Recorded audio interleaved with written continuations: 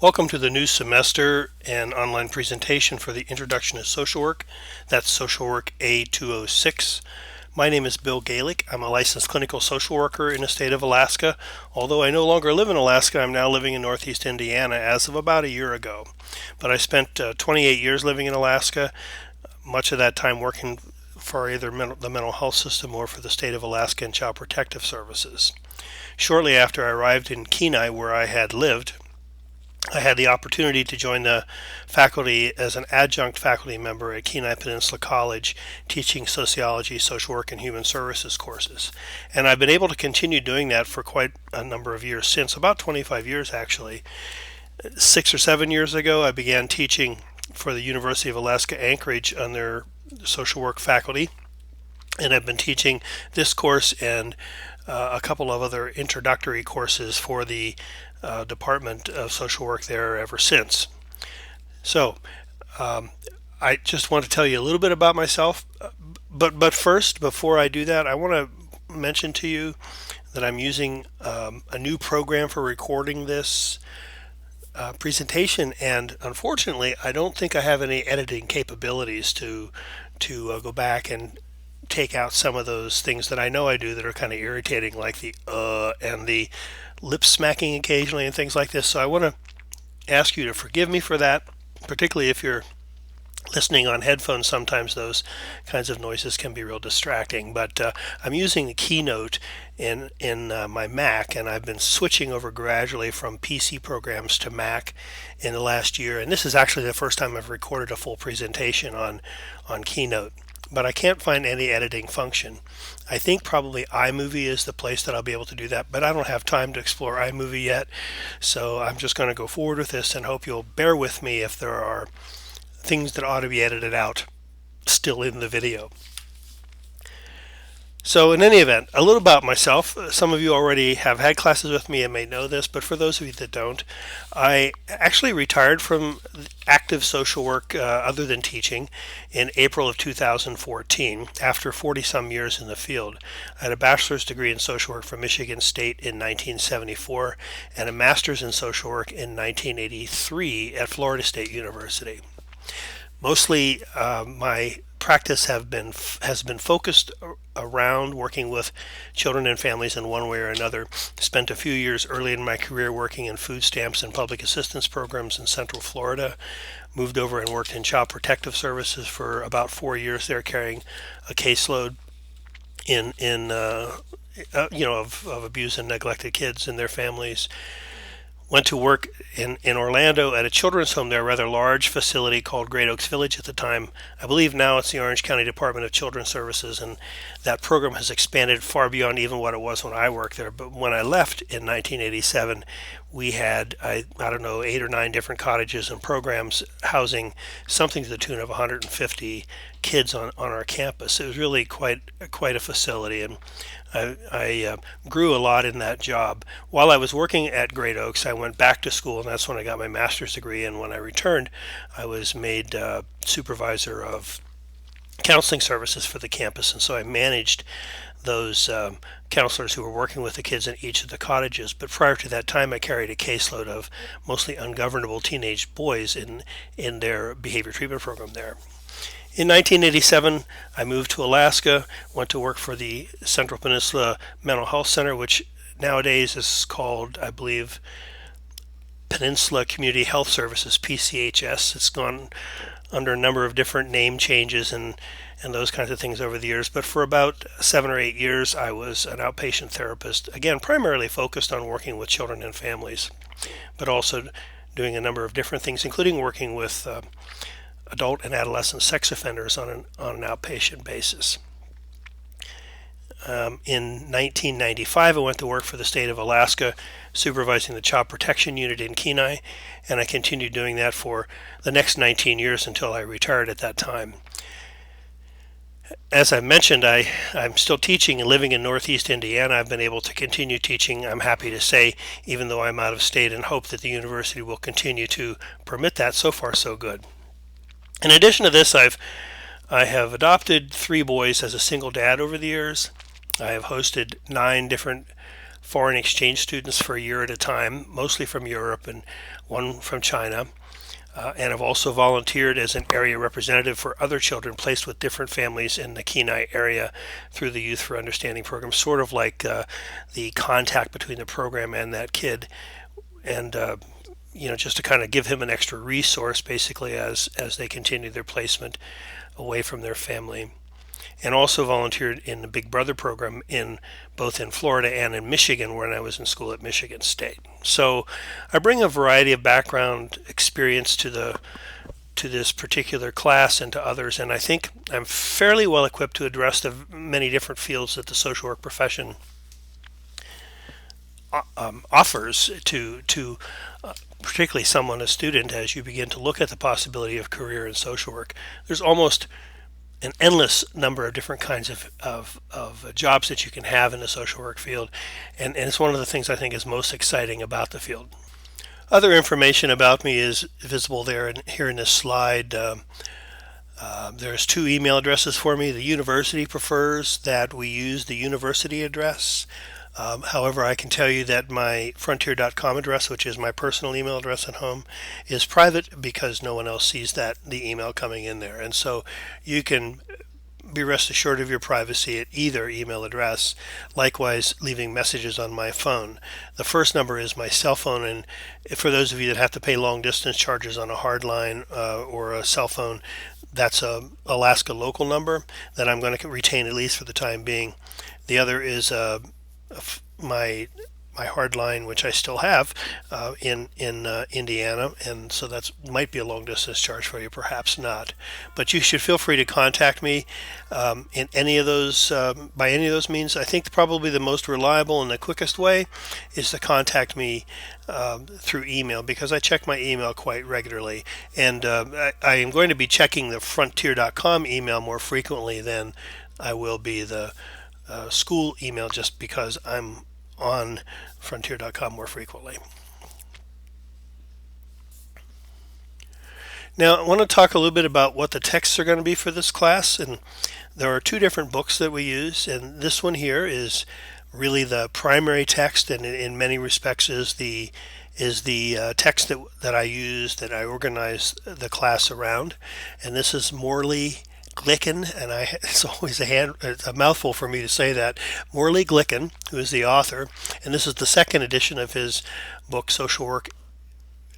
And I see my slide says the 20th century. It should be the 21st century, and this is the cover of that book. It is a hardback, and to my knowledge, we don't have any paperback versions of this yet, and this is the most recent edition, as far as I know, for this book. We will probably not cover a couple of the chapters in there. You'll see there's something like 27 or 28 chapters in here. Now, before you get a little up in arms about that, a little worried about that, I will tell you these chapters are really quick reading and very user friendly. I don't think you're going to find this textbook challenging, although it is very informative, and there are some things he has his own perspective on things, which comes out in this text, and I agree with some of what he says, and sometimes I don't, and you'll hear that coming out in my lectures as the semester goes along. But in any event, I think this is a good book to introduce you to the many different ways that you can work in the social work field, as well as brings up many of the core issues about social work that we have to deal with on a day-to-day basis, regardless of our work setting. The other book is a smaller book, a paperback, by the name of Working with People, The Helping Process. It is written by Joanne Levine, and it's in its 9th edition. This book has been around for a long time, and in fact was originally authored by a social worker by the name of Naomi Brill, who I gather has passed away since the book was first published, and Miss Levine, Professor Levine, has taken over the authoring of this book and the updating of the book. This book, while the Glicken text talks about the what's of what we do in many respects, this book talks more about the hows and the whys.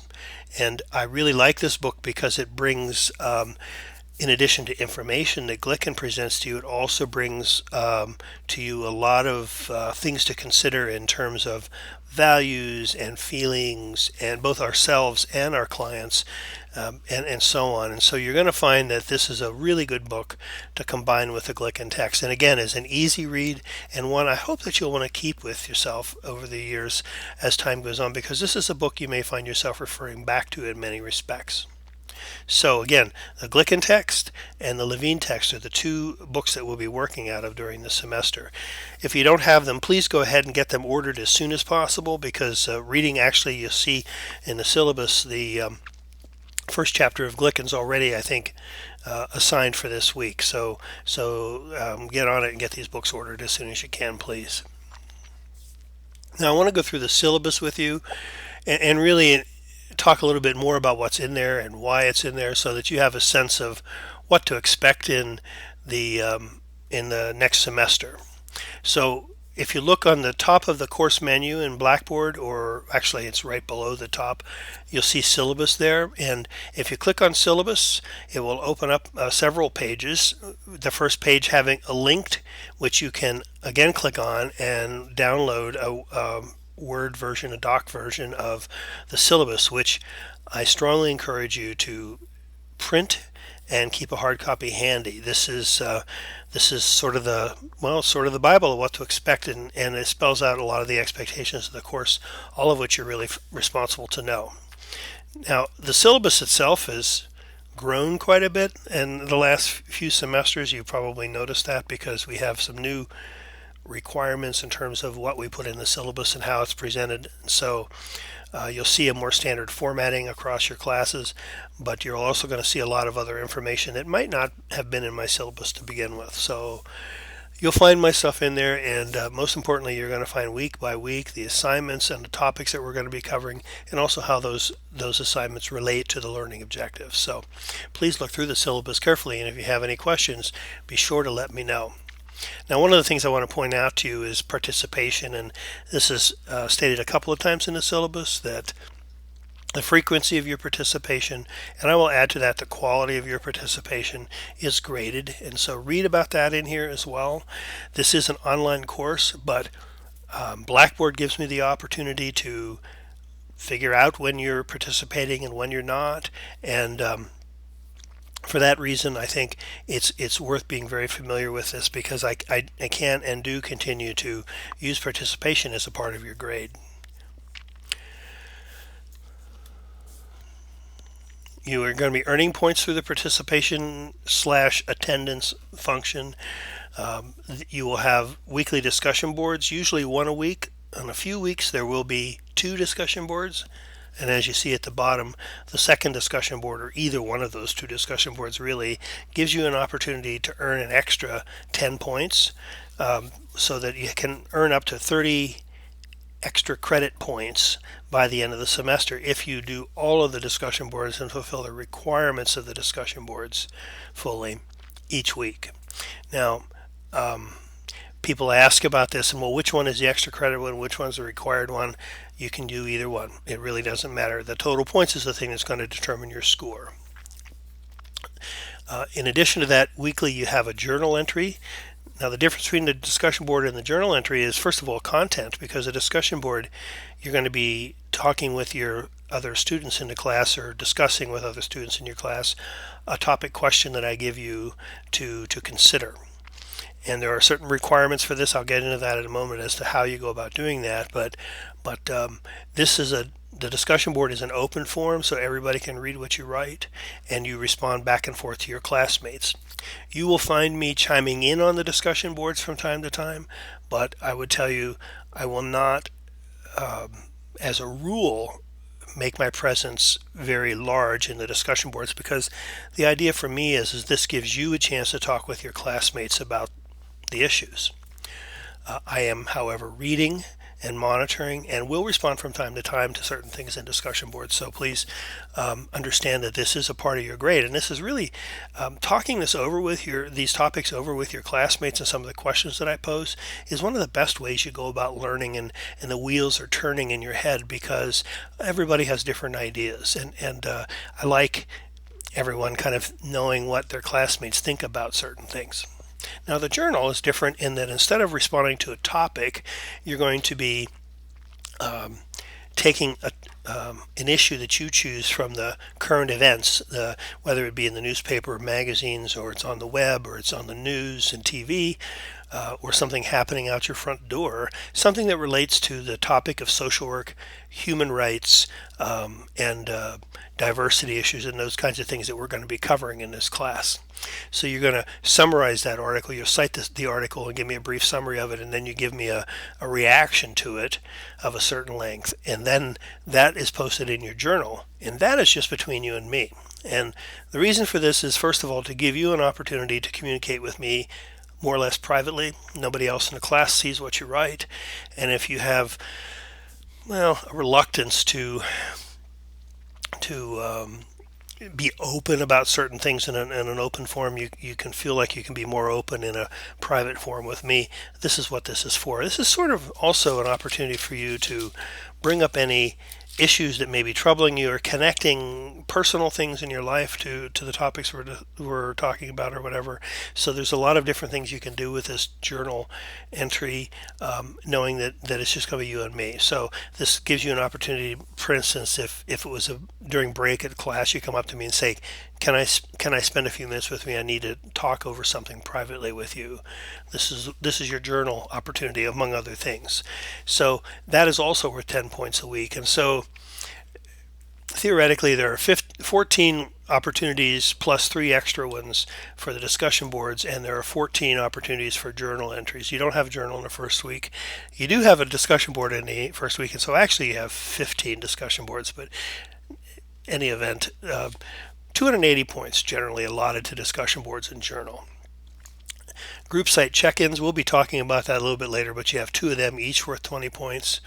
You have the larger topic, or the larger assignment in the course is a written project, a group project that you have, where you will work with other classmates in a site that I give you in Blackboard. So it'll be just your private site. I do get to look in on that though, but again, not for your other classmates. But you and your group will have a particular work site in Blackboard that you work, and you develop a paper together, and you present one paper to me from your group, and that is worth 150 points. Now, that's a big portion of your grade, and we'll talk a little bit more about that later on. But you may have for those of you that haven't done this before, you may wonder how it is that we can go about doing group work online. It doesn't matter where you are, how far away you are, you can do good group work online. So this is one opportunity for you to learn how to do it if you haven't done it before. Once your paper is submitted, I will grade it and give it back to you in your group site again, so that only you and your classmate or your group members see the grade and my comments on the paper. But I'll also take a clean copy of the paper and put it in a discussion board forum, and then make it open to the rest of the class. So you will be reading each other's papers, not the graded papers, but the finished product. You'll be reading each other's paper and participating in the discussion board about that topic. And so this way you get the benefit from your classmates' research as well as your own. So that one of the things that was stressed, I guess, in my training when I was learning how to do online presentation, online courses, for the first 18 years perhaps of my teaching with the university, it was all face-to-face classroom work. And then really the KPC is a place where they started to encourage us to put our classes online.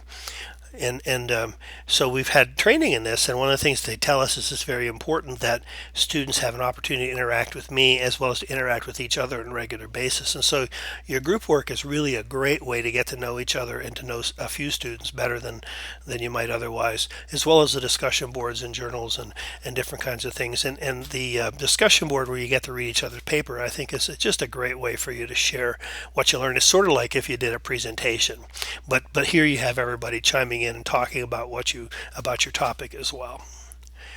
So that's 50 points, pretty much 10 points per discussion forum. And then finally, you're going to have 2 tests, one at mid-semester worth 40 points, and another at the end of the semester worth 60 points. And I'll tell you a little bit more about that in the meantime. So for those portions of the class in the top half or the top portion of this slide. Altogether, you have 670 possible points. In addition, up to 30 points bonus points for extra discussion boards. And again, actually, there's a fourth discussion board that I didn't even count when I said there were 14 discussion boards. That's in week 1 this week. So actually, there are a chance to get up to 40 points over and above the 670. Now, that may not seem like a whole lot out of 670, but I would encourage you strongly to take the opportunity to do those extra discussion boards, because you're going to find later in the semester you wish you'd done it. It's pretty standard. So do take those extra credit points or opportunities seriously. The grading scale is a standard university scale. I think 90% and above is an A, 80% and 90 or 89 is a B, and so on, just like you see there. Again, as I mentioned to you, Blackboard gives me the opportunity to know when you check in and check out. Don't get the idea that I'm sitting around here just waiting to see when you open and when you close. And for all I know, you open and you don't do anything. But this is one measure, is to actually just see when Blackboard says you've been working in the class. Also, participation is also going to involve a little bit about the quality of your posts. In the discussion boards, for instance, to get a full 10 points, what you're going to need to do is to write up your own reaction to whatever the question is, and then to respond to a couple of your classmates' comments. So to get full 10 points, you can't just put in your own comment, but you got to interact and comment on some of your classmates' posts as well. Sometimes students just choose to just make their posts and not to comment on other classmates' posts. Maybe they're in a hurry, or they just don't get around to going back in and checking other students' posts later on, whatever. So the student may only get 6 points or something like that as opposed to 10. And that's okay, because again, the total points at the end of the semester thing you need to be concerned about.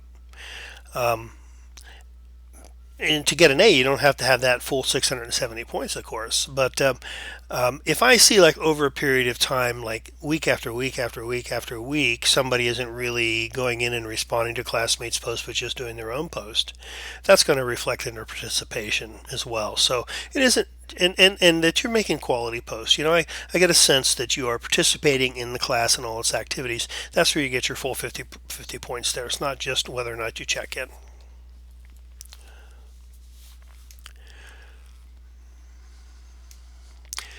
Here's the information on discussion boards, and I will tell you, there is a very good link in your course menu called Board and Journal Grading Guidelines, I believe it's called. And if you click on that, you'll see 3 or 4 or 5 different pages or slides that really go into great detail about what a good post is and how you earn as many points as possible, what you should say, what you shouldn't say, how I determine whether you get full credit or not, those kinds of things. So I want you to be sure to click on that and read through that carefully. But generally speaking, your course material is going to open up on Sunday morning at 12:05 a.m. I do know that students are up working on classes at 1 and 2 and 3 in the morning, so we kind of have a just after midnight kind of opening there for those of you that maybe are excited about new content. So the reading assignments are in that material that open up in Blackboard. So you get those assignments on one Sunday night. By the following Sunday, and the discussion board question also opens at that time. So after you've read the readings and you've listened to my lectures, which are also there, then you go to the discussion board link and you respond to the question.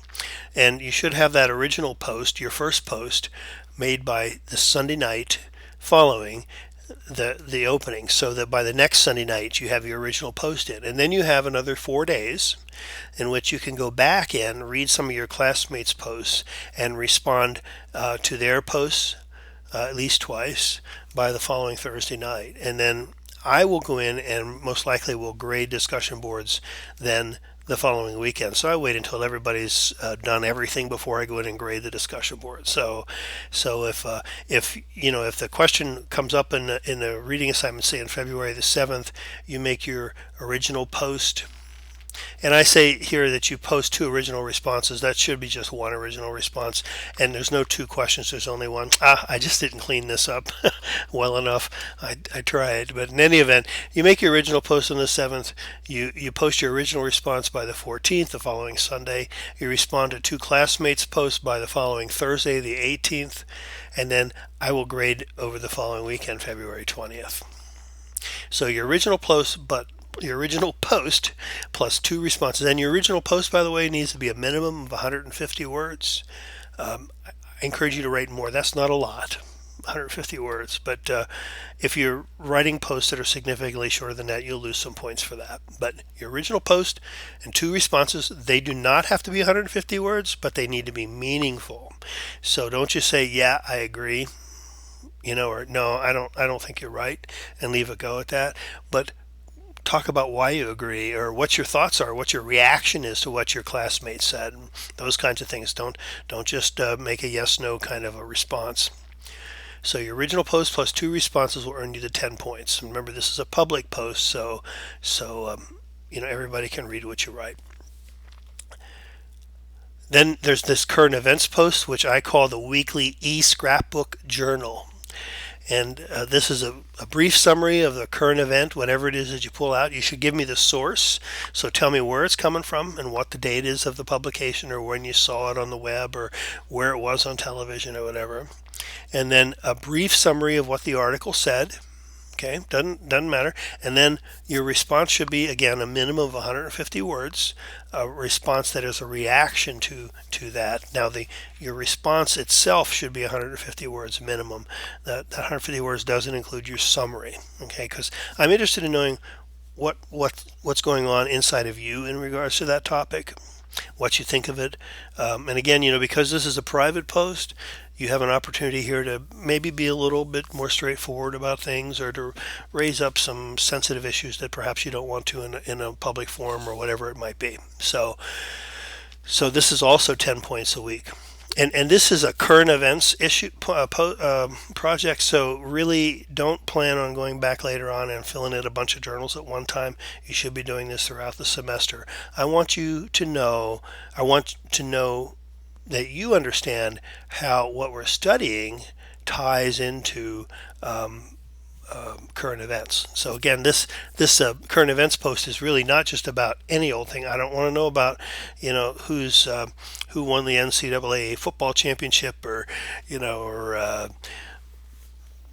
what maybe what Donald Trump is saying might be significant. I hate to say this, but whatever is going on, the topic should be related to social work, should be related to civil rights, related to diversity and minority issues, those kinds of things that we're studying. So there's a big broad area there of things you can comment on. So between the discussion board and the journal, 280 points altogether without those extra credit opportunities. Again, this how your posts will earn points is an item in this week's, I believe it's either this week's or it's in the start here, but I believe it's this week's content. You'll find an item called How Your Posts Will Earn Points, so you can read through that. And there's also an item that's there more or less permanently in the course menu called Board and Journal Grading Guidelines. So read that section carefully, please, for more information. And if you have questions about how to earn points, or why you maybe didn't get 10 points or whatever, please go back and read through this link first before you contact me, because the answer is probably in the link. Now, your term research project is the largest portion of your grade as far as any single item is concerned. It's worth 150 points.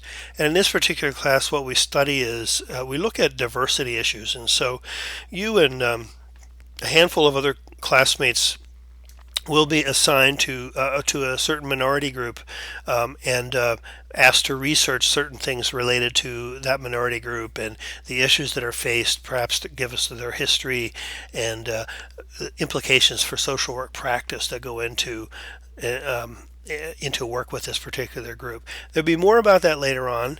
I do make these group assignments on a random basis. I actually do use a random numbers table in doing that, so I won't assign you to a particular group necessarily, a particular topic, nor will I assign you, make sure that you're in a group with a friend or anything like that. I can't do that because everybody would want that, and so it's all very random. And I will announce these groups in, probably 2 or 3, maybe 4 weeks. I usually wait because as a semester gets underway, classmates begin to show they're not going to participate. Some drop the class, a few do here and there. Maybe a new person comes in, something like that.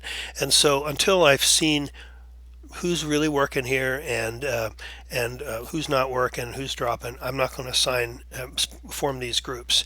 If I have active, meaning registered students who are mildly active in the class, what I'm going to do is probably distribute those students out over the groups so that no one group has too many people who aren't doing much of anything. Most of your classmates are going to be working hard and it's not going to be an issue, but there are usually a small handful of students who aren't real active in the class, and so I try to spread them out as much as possible. So again, that's one of the reasons why we're going to wait a little while before we assign these groups. So don't worry about that for the time being. Again, after your papers are completed, I grade the paper and return it to you in your group site. You will submit the paper through Blackboard to me too, not via email, but through Blackboard. I return it to you in Blackboard. And also I will post the ungraded paper after it's completed in a discussion board form where your classmates will read and participate in discussion boards with you about that. You will also participate in your own group's discussion board on that. So that's 50 points for responding to classmates' papers.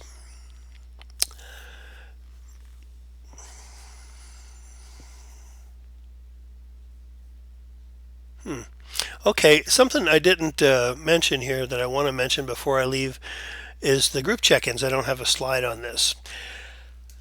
Every group has, well, not every group, but what I see is a lot of times, often groups have somebody who is very, very eager to get started, and as soon as the group is assigned, they're sending emails out to their fellow group members, and they're wanting to meet tomorrow night, and let's divvy this up. I want to know what I'm doing this semester. I want to know who's doing what, and you do this and you do that, and those kind of group leaders, those take charge people, and it's good to have that person. It really is.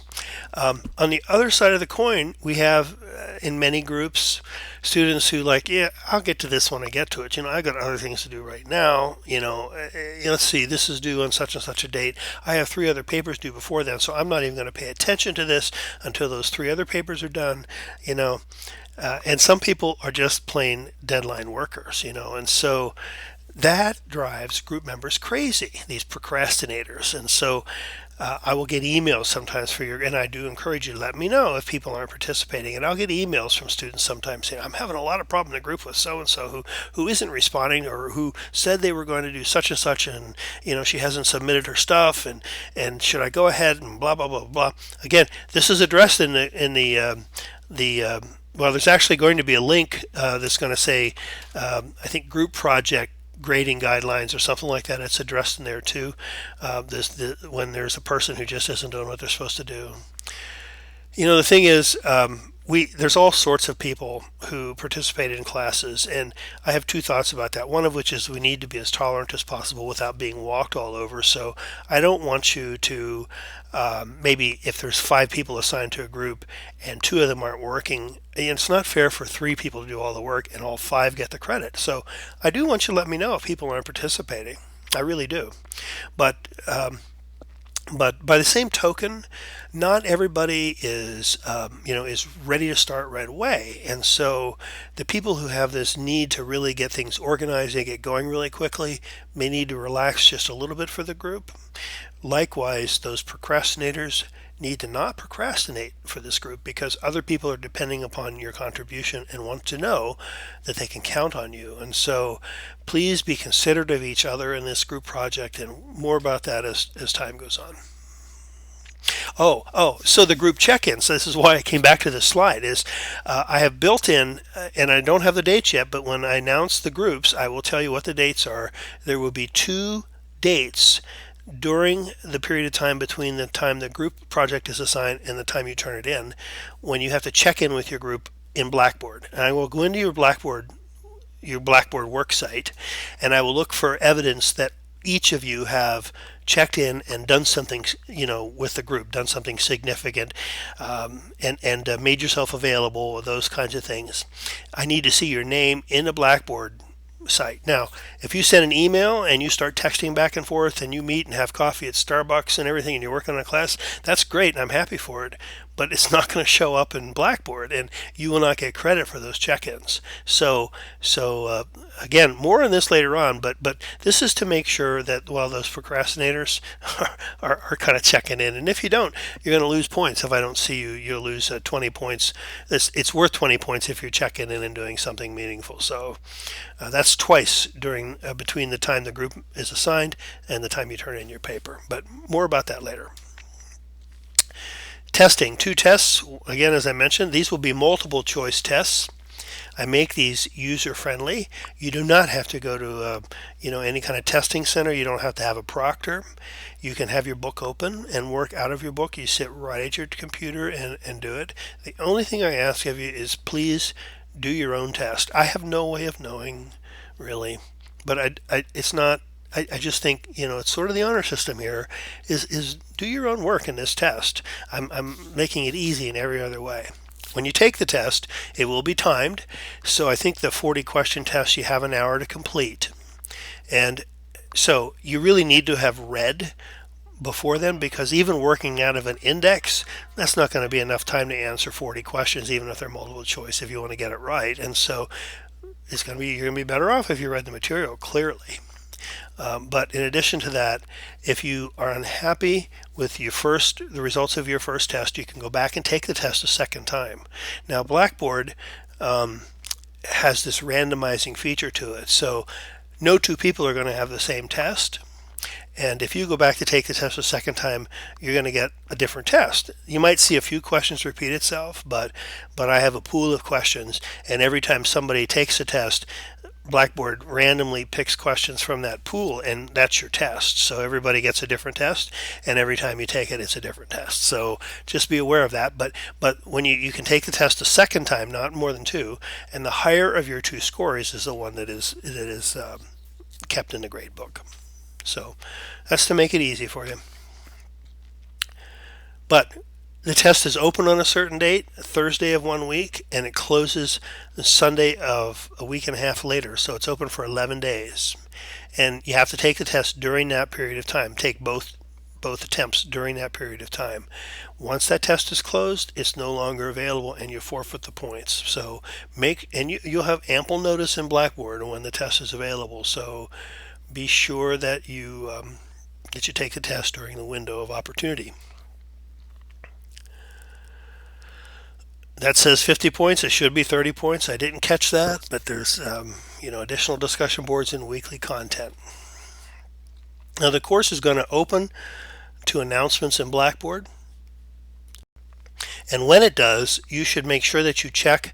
I think new announcements are always at the top of the list, right? Right at the top of the list. So your old announcements would be there. New ones, I think, are generally on top. But do check and see if there's a new announcement. This is how I communicate with you. And it's sort of like me saying at the beginning of class, before we get started, I have a few things I need to go over with you, or I need to tell you that's important to know. These are important things, so please do check the announcements when you open Blackboard. Whenever I post an announcement, I have Blackboard send you an email. That email goes to your university account or wherever it is. I guess you have the opportunity to have your mail forwarded to another account, but anyway, it starts out going to your university account. So be sure you check your email regularly and your university account regularly. If you're opening up Blackboard and finding announcements that you didn't get an email on, that's a clue to you that your university email account has a problem. Routinely, every semester, I'll have one or two students that I get bounce back messages, and I have a hard time figuring out how to let that student know that their emails aren't getting through because I can't email them. So just be sure your email is working properly. There's funny little bugs sometimes that you think it's okay and it's not. So anyway, be sure you check your email, your university email, and check announcements when you check in. The most important link in your course is the weekly course content. And so every Sunday morning, if you click on weekly course content, you're going to find the new week's material there for you.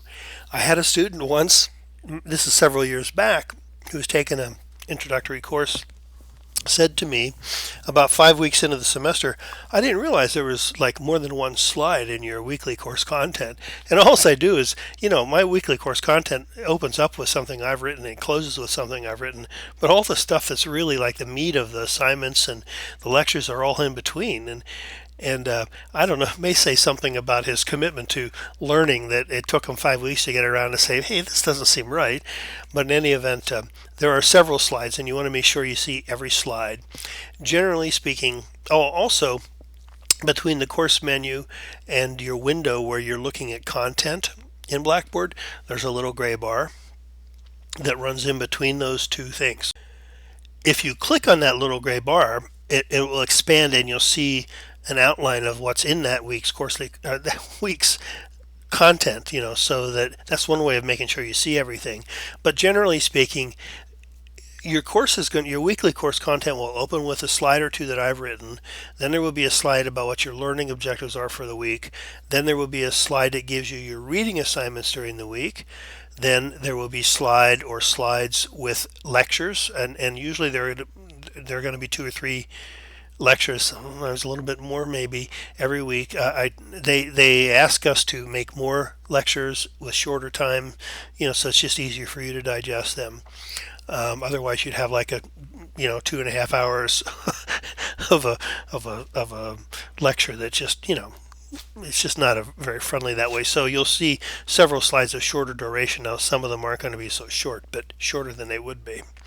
Then after the reading assignments, after the lectures, then there's a link for the discussion board. You go in and you respond to the discussion board.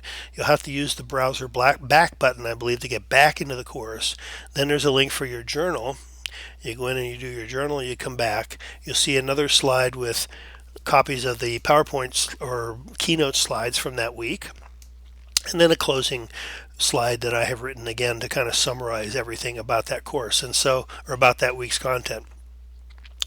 So that's just to tell you there's a number of slides there that you can count on every week, and sometimes a few extra ones in between. So be sure you see all of it.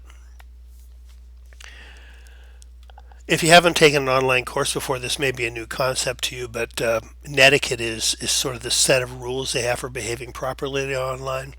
There is a list of a number of rules in this week's course content. No, I'm sorry, it was in the Start Here segment, which, by the way, if you haven't gone through, you need to go through the Start Here segment, even if you've done it for other instructors, because every instructor is a little different. And that gives you a lot of basics about what to expect in terms of the presentation of this course. Netiquette tells you a little bit about how you ought to interact with your classmates. The important thing to keep in mind about this is that when we communicate with each other, it isn't just our words that communicate what we are saying, our nonverbal communication. I mean, this is basic stuff. You probably know this, but your nonverbal, your body language, your tone of voice, your facial expression, the eye contact or lack thereof, all those kinds of things communicate the meaning of your words to the other person, so that two people can sit side by side and say the exact same words to one person, and yet those words mean two entirely different things because of the way all those nonverbals go on. So in online communication, you don't have those nonverbals. Now, there is this thing that, if you type in caps, that's yelling. I've heard that, and I guess, generally that's accepted to be the case. But I mean, there's not much else that really says that this is how I'm feeling or how powerful I mean it, or that I'm joking or not. Even verbally, sarcasm and little double entendres and things like that don't always go over well. And so all of this is to say that well, just be careful about what you write and how you write it. Be sure that what you have said is something that's fairly clear and isn't going to be misinterpreted. Go back over and read what you write before you post it, just to kind of filter out things that might be misunderstood. But just remember that it's easy to misunderstand someone else's comments, and so please, first of all, don't react out of the gut to what you read, because you may be reading things into that post that isn't there. And remember, when you're making posts, to remember that people are going to read into what you say sometimes too. So try to be careful with how you word it. That's all. And always remember, other people are going to read what you write. Your class is a mixture of people from all different walks of life, all different racial and ethnic and religious groups, and different genders and different sexual orientations, and on and on and on. And so it's important to understand that what you say is going to be received by, or what you write, I should say, is going to be read by and received by people with real honest feelings in their own personal experience. So be sensitive to that as you make your posts. Never ever threaten a classmate. Never post derogatory statements about a classmate or about groups that a classmate may belong to. I will also add, with Title IX, this includes sexual innuendo, sexual harassment, all those kinds of things. It's not appropriate in this setting at all, and is really not accepted. So please, if a classmate is posting things that's offensive to you, please do let me know, and I will deal with that according to university policy. But I will also say to you that if you see that a student has made some mistakes in what they've said, or whatever, to try to be forgiving of each other as well. So it's up to you to decide how what should be, forgiven and what not. But in any event, again, all of this has to do with netiquette. So just be careful and aware of how your comments are going to have impact on others. So one other thing you have to do this week is to first a discussion board, and so you're going to find a link in this week's course content as you keep checking through. I think it's called All About Me or something like that, and you click on that link. The link it's an active link at the top of the page. It's underscored, and you click on that. It's going to take you to the discussion board, and it's going to ask you to to talk about who you are, and you'll see the little narrative that goes with it. You click on that, and then that opens up a page where you can, I think, create thread, I think is what the button says. You create the thread, you type in 150 words minimum about yourself, and here's an example of things you can comment on. You don't have to make this threatening. You don't have to go into deep detail about who you are or anything unless you really want to. But just kind of let me know who's there, and let your classmates know who's sitting at their computer in this classroom, in this virtual classroom together. It's helpful to know that. I would add that if you like to post pictures, please feel free to add photographs. It doesn't have to be of you. It can be of your family. It can be of places you've been, your favorite pet, things you like, all the different kinds of things like that. But I find photographs sometimes add a little life to a post and bring a little more to it, particularly in this, but in any post that you might want to make. However, this is not a requirement by any stretch of the imagination, the photograph, just something that I think you can do to make it more interesting if you want. In the next week, just to give you an idea now, you're not doing a journal entry this week. You're not going to find one in the first week's course content. You won't see the first one until the second week. But watch the current events in the news for issues related to social work, civil rights, other social work related issues. Again, anything involving minority groups and, diversity issues, and other things that, like social programming. The legislature is going to be going into session now, and so, listen to what they're talking about with the budget and education, and particularly in Alaska this year with there's a real budget dilemma because of the price of oil, and there are cutbacks going on. And so, you'll see stories about programs being cut or being considered to be cut. And not only should you follow these things, but I would encourage you also to make your views known to your representatives and senators. As these issues come to the fore, participate actively in this, and advocate for programs that you believe are important for clients and for yourself and things like this. So you see a number of different areas there where you might look for articles, but keep it related to generally to our class. And again, your first journal entry will be in week 2. You'll pick one of these. You'll cite your source, summarize the story briefly, and then give me a reaction of about 150 words or more to that story. And then the other thing you need to know about journals is I do respond. I try to respond every week to every journal entry, so you will hear back from me. You won't get any notice about that. In discussion boards, you can click on a button that says subscribe, and it will send you an email whenever somebody responds to anything in that board. So if you make a post and you hit subscribe, and when people respond to that, you'll get an email telling you to go in and look at this post. So that's really kind of cool, so you don't miss anything that way. And you can subscribe to other people's posts as well if you want to keep the discussion going yourself. Journal doesn't give you that opportunity as near as I can tell, so you have to go back in and look. But you can figure that within 1 to 2 weeks after your journal entry, I'm going to have gone in, read it, and commented on it. And I do hope that you do go back and read what I write, because I put some thought and effort into that, and I would hate to think that I'm just kind of typing into the great digital abyss and not having my students hear what I'm or see what I'm writing. And if you want to respond back to that too, I can see that in my version of Blackboard. I can see when there are new entries. So if you want to respond to that, you can do that, and I will be advised of that. Seems like there's something else I want to say about this, but I'm not writing across it, so we'll just let that go for now. So I'm having a little trouble getting this last slide to come up. So let me just say, in case the last slide doesn't come up, this will be the end of the presentation for this week. And again, remember, I can't edit right now, at least. So if there were a few other little weird things there, like the beginning of the presentation all over again, forgive me for that. But I'm going to try to bring up this last slide. Otherwise, we'll just call it quits for today, and I'll look forward to you joining me again next week. So here goes my effort. And it worked. Okay.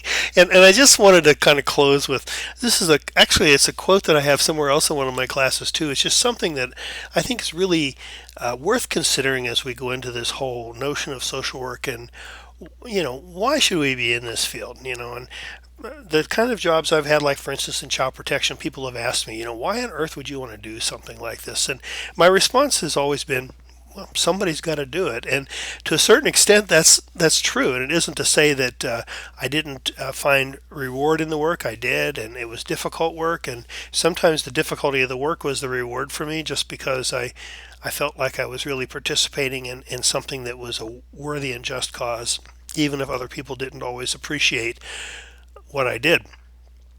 And I think that talks a little bit about social work. Social workers, we're not really out there doing things that we get a lot of accolades and a lot of community awards. I mean, occasionally you'll see something like that.